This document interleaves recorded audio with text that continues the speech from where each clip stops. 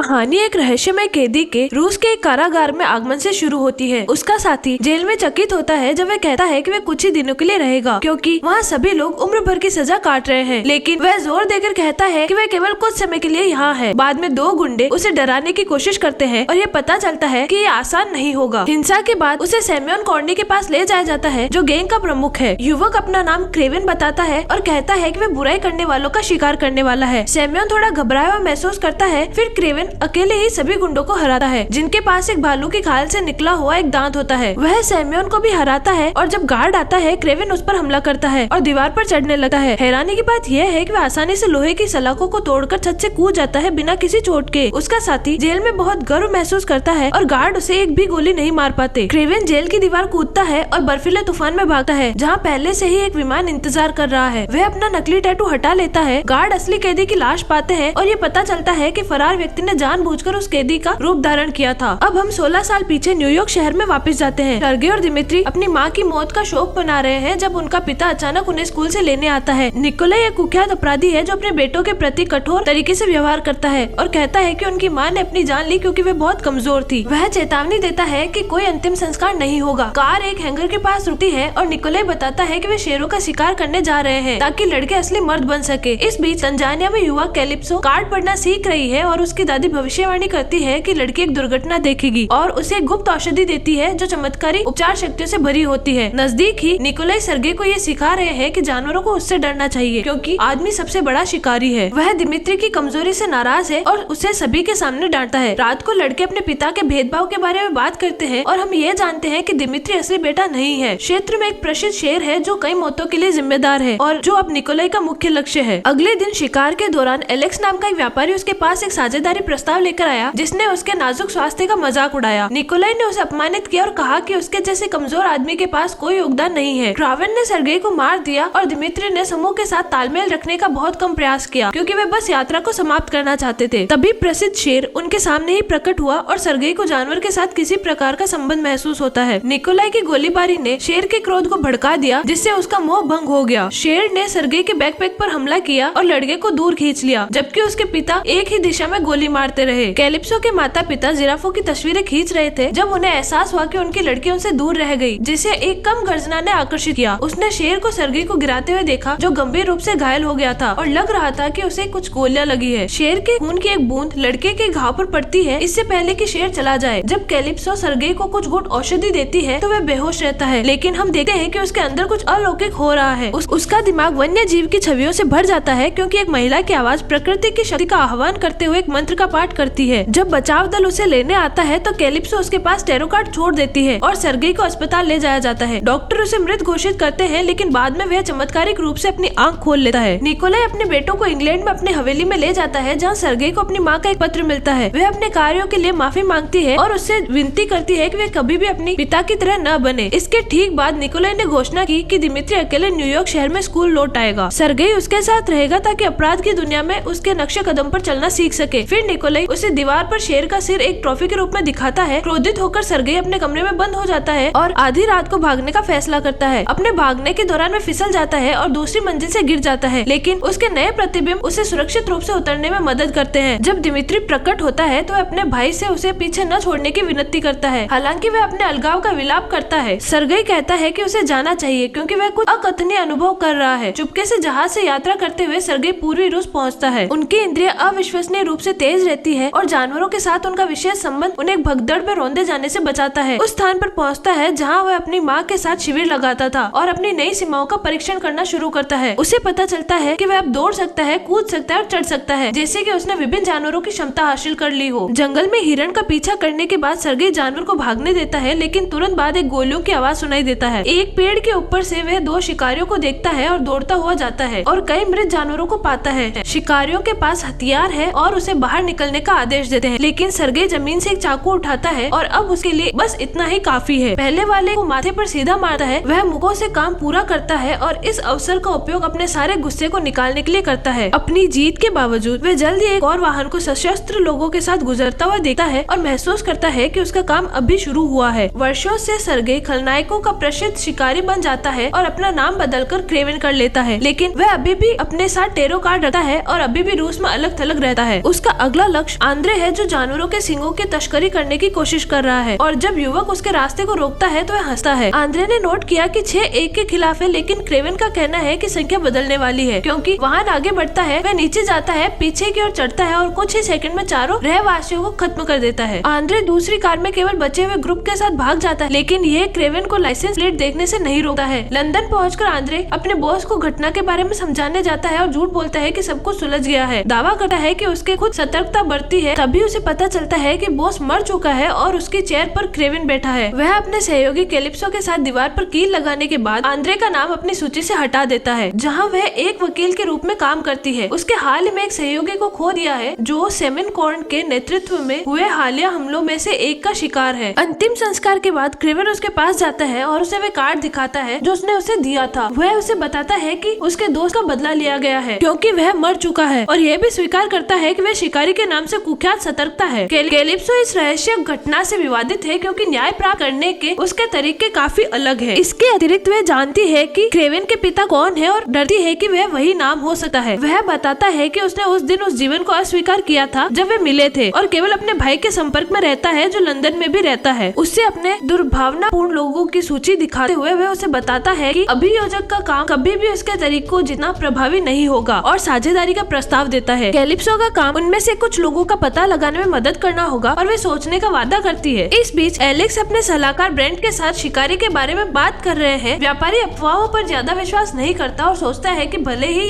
यह सतर्कता मौजूद हो, उसे किसी अन्याय की तरह बेअसर किया जा सकता है। ब्रेंट सेमेनकॉर्नी के माफिया प्रबंधकों के साथ एक बैठक की व्यवस्था करता है और एलेक्स उन्हें सूचित करता है कि वह मृतक का व्यवसाय संभाल रहा है। तीनों उपहासात्मक रूप से प्रतिक्रिया करते हैं और एक व्यापारी को कई बार गोली मारता है, लेकिन वह उठ जाता है और झुलस जाता है और अपनी शर्ट उतारना शुरू कर देता है। तभी उन्हें समझ में आता है कि एलेक्स को राइनो उपनाम क्यों दिया गया है। एक विशेष पदार्थ का उपयोग करके उसे किसी जानवर जैसा बनने की शक्ति प्राप्त होती है, लेकिन वह देखकर प्रक्रिया को बाधित करने का निर्णय लेता है कि अपराधी काफी डरे हुए हैं। केवल वही जो अभी भी अपना हथियार निकालने की कोशिश करता है, उसे स्नाइपर द्वारा गोली मार दी जाती है और फिर एलेक्स पूछता है कि शेष दो में से कौन उसका साथी होगा। उनमें से तुरंत दूसरे को गोली मार देता है, जिससे चयन प्रक्रिया सरल हो जाती है। उसका पहला काम निकोलाई पर एक घात लगाना है। दिमित्री एक रेस्टोरेंट में जहाँ प्रसिद्ध गायकों की नकल करने के लिए अपनी प्रतिभा का प्रदर्शन कर रहा है। हालांकि निकोलाई जाल का एहसास करता है और समय रहते आदमी को ढाल के रूप में इस्तेमाल करता है ताकि गोलियों से बच सके, जबकि दिमित्री छिप जाता है। ब्रेंट एलेक्स को सूचित करता है कि हमला विफल रहा और उन्होंने अभी तक प्रतिद्वंदी माफिया से छुटकारा नहीं पाया है, लेकिन सभी समाचार खराब नहीं है। एक गुमनाम सहयोगी के लिए धन्यवाद। ब्रेंट ने एक फाइल प्राप्त की जिसमें शिकारी की पहचान सर्गेई करानोव के रूप में की गई। फिर एलेक्स एक आदमी से संपर्क करने का फैसला करता है जिसे आउटसाइड के नाम से जाना जाता है, जो वर्षों से शिकारी की तलाश में है। वह जांच करने के लिए रूसी जेल जाता है और हम देखते हैं कि उसके पास भी विशेष शक्तियां हैं। जब एक गार्ड प्रकट होता है तो उससे सम्मोहित करने के बाद बाहरी व्यक्ति उसका हथियार लेता है और इसका उपयोग उसे खत्म करने के लिए करता है। दिमित्री के जन्मदिन पर क्रेवेन को रात के खाने के दौरान अपने पिता की संगति को सहन करने के लिए मजबूर किया जाता है। उत्सव के बाद दिमित्री अपने भाई से कहता है कि उसने उस रात जाने के लिए उसे माफ कर दिया। सोफे पर सो नहीं पाने पर क्रेवेन घास पर अधिक सहज महसूस करता है। जब वह सुबह पेंट हाउस लौटता है तो उसे पता चलता है कि दिमित्री का अपहरण कर लिया गया है। खिड़की से किडनैपर को देखकर वह शीर्ष मंजिल से छलांग लगाता है और उनकी कार के पीछे भागता है। ड्राइवर उसे भड़काने की कोशिश करता है, लेकिन वह कार पर कूदने का प्रबंधन करता है और यहाँ तक कि एक दरवाजा भी तोड़ना शुरू कर देता है। क्रेवेन समय रहते ठीक हो जाता है और हेलीकॉप्टर जैसे ही उड़ान भरता है, अपराधियों में से गोली चलाना शुरू कर देता है और एक भाले से वार किया जाता है। क्रेवेन हेलीकॉप्टर से लड़ता रहता है जब तक कि वह किसी ऐसी चीज से टकराता नहीं जो उसे गिरा देती है। अभी भी भीगा हुआ वह सीधे कैलिप्सो के कार्यालय की ओर जाता है। सचिवों और सुरक्षा गार्डों को भयभीत करता है। वह उसे बताता है कि क्या हुआ और किडनैपर का पता लगाने में उसकी मदद मांगता है। वह केवल इतना जानता है कि उनमें से तुर्की है और उनके चेहरे पर एक निशान है। कैलिप्सो इस विवरण को अपने संपर्कों को देती है और अपराधियों की पहचान करने का वादा करती है। निकोलाई क्रेवेन को बताता है कि उसे एक बॉक्स मिला है जिसमें एक अंगुली है। किडनैपर्स ने 48 आवर्स में 20 मिलियन चाहते हैं। अपने भाई की अंगूठी को पहचानते हुए क्रेवेन अपने पिता से पैसे देने की मांग करता है, यह जानते हुए कि ये उसके लिए ज्यादा नहीं है। निकोलाई भुगतान करने से इनकार करता है क्योंकि वह कमजोर नहीं दिखना चाहता है। इसके अलावा वह सोचता है कि दिमित्री पहले ही मर चुका है क्योंकि वह वही करता है जो उसे ले गया था। हालांकि हम देखते हैं कि ये सच नहीं है और दिमित्री कैद में है, जो अपनी आवाज की एक आदर्श नकल के साथ तुर्क को परेशान कर रहा है। लंदन में साइपो को पता चलता है कि किडनैपर का नाम उमर आमिर है और उसका ठिकाना अनारा में एक मठ में है, लेकिन जैसे ही वे दूर जाती है हम देखते हैं कि उसका मुखबिर बाहरी व्यक्ति के लिए काम कर रहा है। गवाह को वही खत्म करने के बाद वह एलेक्सी को बताती है कि योजना चल रही है, जबकि कैलिप्सो क्रेवेन को निर्देश निर्देशांक देती है। एलेक्स आर को चेतावनी देता है कि शिकारी आ रहा है। तुर्की में क्रेवेन मठ में प्रवेश करता है और एक एक करके गार्डों को नीचे गिरा देता है जब तक आखिरी वाला चीख नहीं देता। ये उमर और उसके आदमियों को सतर्क कर देता है जो पहले से ही यात्रा की उम्मीद कर रहे हैं। फिर भी लड़ाई आसान नहीं है और क्रेवेन ने कुछ ही समय बाद आर्क को पकड़ लिया। उसे धमकी दी कि अगर उसने उसे नहीं बताया कि उसका भाई कहाँ है तो वैसे खिड़की के बाहर फेंक देगा। जब तुर्क उसे नाम से पुकारता है तो उसे पता चलता है कि ये एक सेटअप था, क्योंकि वह देखता है कि पहाड़ी पर स्नाइपर है। वह गोली लगने से पहले दुश्मन के साथ कूद जाता है जिसमें इमारत का एक हिस्सा ध्वस्त हो जाता है। यह देखकर कि मलबे में वे दोनों दब जाएंगे, आर्क क्रेवेन को बताता है कि इसके लिए जिम्मेदार राइनो है। जब पुलिस मठ में पहुंचती है तो बाहरी व्यक्ति पहले ही अपनी जांच कर रहा होता है और किसी को भी परेशानी नहीं होने देता है। इस बीच एलेक्स दिमित्री के साथ बातचीत कर रहा है। वह उसे बताता है कि उसके पिता उसे फिर से देखने के लिए भुगतान नहीं करना चाहते और साबित करते हैं कि उसका भाई उससे अपना असली पेशा छिपा रहा है। जैसे ही क्रेवेन मलबे से निकलता है वह कैलिप्सो को जाल के बारे में बताता है और कहता है कि वह खतरे में है। वह देखती है कि उसी समय 5 आदमी इमारत में घुस रहे हैं और क्रेवेन कहता है कि वह किसी और को भेजकर उसे एक मीटिंग पॉइंट पर ले जाएगा। एलेक्स दिमित्री को अपनी ताकत का रहस्य दिखाता है और कहता है कि उसे एक अमेरिकी जैव रसायन से पदार्थ मिला है। फायदों के बावजूद परिवर्तन बहुत दर्दनाक है और एक बार फिर वह प्रक्रिया को जल्दी बाधित कर देता है। फिर वह निकोलाई के साम्राज्य पर कब्जा करने की अपनी योजनाओं का खुलासा करता है और दिमित्री को उसी साझेदारी की पेशकश करता है। उनके पिता ने यह कहते हुए अस्वीकार किया कि पूरे जीवन उन्हें भी कम करके आंका गया है। दिमित्री स्वीकार करता है कि यह सच है, लेकिन उनके परिवार के साथ विश्वासघात करने से इनकार करता है। इससे पहले कि एलेक्स एक शॉट के साथ जवाब दे सके, ब्रेंड ने चेतावनी दी कि क्रेवेन बच गया, जिसका अर्थ है कि दिमित्री अभी भी चारा के रूप में उपयोगी हो सकता है। लिफ्ट खुलने लगती है तो एलेक्स डरावने शिकारी का सामना करने की तैयारी करता है। फिर सभी को यह देखकर निराशा होती है कि यह बाहरी व्यक्ति है। क्रेवेन का पायलट कैलिप्सो को रूस में ले जाता है। वह कहती है कि उसके संपर्क रहस्य तरीके से गायब हो गए हैं और मामला अधिक से अधिक खतरनाक होता जा रहा है। जब वह अचानक रुक जाता है तो कहता है कि उसका शिकार किया जा रहा है। वह उम्मीद करती है कि अपराधी मशीन गन के साथ झाड़ियों से निकलेंगे, लेकिन इस बार शिकार शाब्दिक है और जो क्रेवेन पर छलांग लगाता है वह एक विशाल जैगुआर है। कैलिप्सो उसे देखकर चौंक गई। जानवर के साथ लड़ो जैसे कि वे चचेरे भाई खेल रहे हो, जब तक कि जानवर थक नहीं जाता और भटक जाता है। इस बीच बाहरी व्यक्ति एलेक्सी को बताता है कि उसका गुरु प्रतिष्ठित हत्यारा था और उसका दुर्जय करियर केवल इसलिए समाप्त हो गया क्योंकि वह क्रेवेन की सूची में था। यही कारण है कि वह दुनिया भर में उसका पीछा करना जारी रखता है, लेकिन इस तरह के आदर्श शिकारी को पकड़ना लगभग असंभव है। केवल अब उसके पास ऐसा करने का एक वास्तविक मौका है क्योंकि क्रेवेन की एकमात्र कमजोरी उसका भाई है। इसके अलावा बाहरी व्यक्ति ने मठ में पाए गए जहर के डॉट्स मटर के साथ बनाए गए हैं जो केवल रूस के एक विशिष्ट क्षेत्र में उगते हैं। इस प्रकार शिकारी के ठिकाने का पता चलता है। उसी समय कैलिप्सो और क्रेवेन भी जहरों और औषधियों पर चर्चा कर रहे हैं। जानना चाहता है कि उस शीशी में क्या था जिसने उसकी जिंदगी बदल दी थी, लेकिन वह कहती है कि उसे नहीं पता और उसकी दादी की मृत्यु हो गई। इससे पहले कि वह उसे और दे पाती, कैलिप्सो कहती है कि वह दिमित्री को बचाने में मदद जारी रखेगी, लेकिन उसे अभी भी क्रेवेन की जीवन शैली और उसके आध्यात्मिक परिणामों के बारे में संदेह है। क्रेवेन मजाक में कहता है कि कर्म उसे नहीं पकड़ पाएगा क्योंकि वे तेज होगा। कम ही वह जानता है कि दुश्मन पहले से ही रास्ते में है। आउटसाइडर एलेक्सी को एक अंधेरा लॉन्चर दिखाता है जो शिकारी में जहर इंजेक्ट करता है, जिससे भयानक आतंक पैदा होता है। फिर एलेक्सी दिमित्री को एक नंबर डायल करने के लिए मजबूर करता है, केवल उसके भाई के लिए है। क्रेवेन जवाब देता है तो एलेक्सी उसे एक माफिया साझेदारी भी प्रदान करता है और ये देखकर थोड़ा चिढ़ जाता है कि दूसरे ने पहले ही फोन रख दिया। कुछ ही समय बाद कई वाहन क्रेवेन के ठिकाने पर पहुंचते हैं और एलेक्सी की सेना उसका शिकार करने के लिए फेल जाती है। जैगुआर द्वारा आश्चर्यचकित होकर अपराधियों को केवल ये पता चलता है कि दिमित्री भाग गया है, जब वह पहले से ही बहुत दूर है। जानवरों के अलावा वह क्षेत्र जाल और रहस्य से भरा हुआ है जो केवल क्रेवेन ही जानता है। वह इसका फायदा उठाता है और ग्रुप पर हमला करना शुरू कर देता है क्योंकि वे जंगल में गहराई तक जाते हैं। अपने आदमियों की चीखें सुनकर एलेक्सी उनकी शोकियापान का रोना रोता है और ब्रेंड को हवाई हमले शुरू करने का आदेश देता है। क्रेवेन विस्फोटों से बचता है क्योंकि आग जंगल में फैल जाती है जब तक कि कुछ उसकी त्वचा को छेदता नहीं और उसके दिमाग में भयानक दृश्य भर देता है। यह आउटसाइडर का हथियार का प्रभाव है जो कुछ ही मीटर दूर खड़ा है। क्रेवेन उस पर हमला करने की कोशिश करता है, लेकिन वह अपनी शक्तियों का फिर से उपयोग करता है और उसे 2 बार और मारता है। क्रेवेन जहर का अपने शरीर पर असर होते हुए महसूस करता है और बाहरी व्यक्ति कायराना ढंग से उसे पीटने का फायदा उठाता है। उसके सहयोगी तब आते हैं जब वह ट्रिगर खींचने वाला होता है। वह चेतावनी देता है कि शिकारी को हरा दिया गया है, लेकिन उन्हें दिमित्री को भी खोजने का आदेश देता है। जैसे वे चले जाते हैं, आउटसाइडर अपने बदले का स्वाद चखने के लिए 3 तक गिनना शुरू करता है, लेकिन जब वे 2 तक पहुंचता है तो कैलिप्सो उसके बाएं आंख में एक तीर मार देती है।